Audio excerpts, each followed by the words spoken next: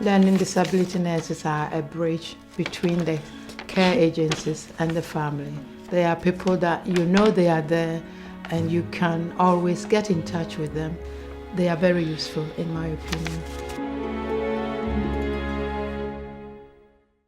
I've always wanted to be a nurse ever since I was a little girl, and my first Santa present was a nursing uniform. And when I was 16, I volunteered at a local Gateway Club, which is a social club for children and adults with learning disabilities, and I absolutely enjoyed and found it so rewarding working with people with a learning disability. In the school that I went to, we had a special needs section, and there were pupils there who had learning disabilities, and they often didn't really have a very easy time. So I decided to train as a learning disability nurse because I thought I would be able to use my training to make a difference to their lives.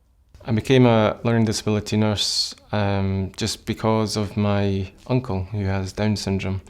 I'm very close to my uncle, and he's always struggled with his communication and just general living skills. I wanted to be able to find out how to support him better.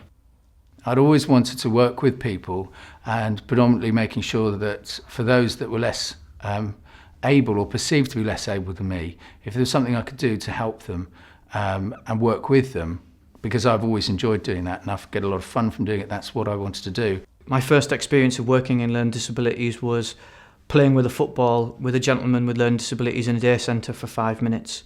And after that he wanted to share his banana sandwiches with me and be his best friend. That moment really bowled me over how 5 minutes of investment in his life could make such a big impact.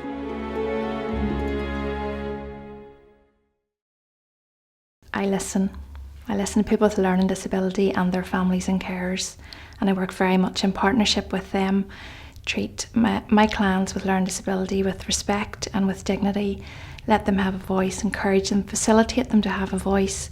And those clients that don't have maybe the verbal communication, I help and support them, facilitate them to have a voice as well. I feel that I make a difference in my everyday work by having unconditional positive regard towards the people that I work with, and really just to have a smile on my face that I can share that smile with other people. Learning disability nursing makes a difference every day by taking into account people's difficulties maybe in understanding what's wrong with them or the treatments that may be available, so that we can make reasonable adjustments so that it enables people to access the healthcare that they need.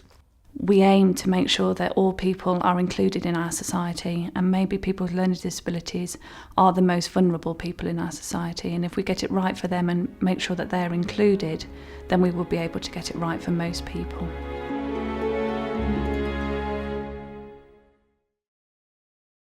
One particular aspect of my nursing career that sticks out is the time that I spent with a young gentleman with autism and severe challenging behaviour.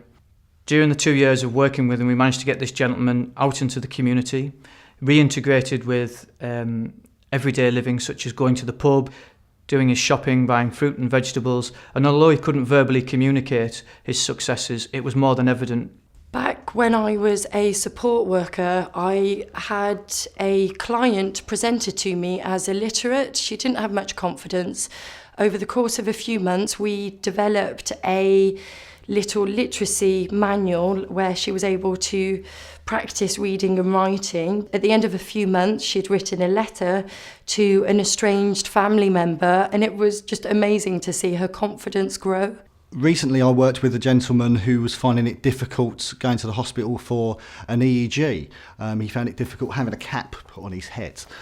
So we did a bit of work together where we actually introduced a swimming cap so we could walk around during the day and get used to the physically feeling the cap on his head. And when he went to hospital, he was able to have his EEG. I was working with a family with a daughter who had complex healthcare needs, and they were struggling to find support and services in the local area. The plan for this little girl was that she was to go to a residential school which was hundreds of miles away from where the family lived. But because of the support that we provided, she was able to stay with her family in her local area and have her needs met there. And it was wonderful, and you know, they're quite a different family now.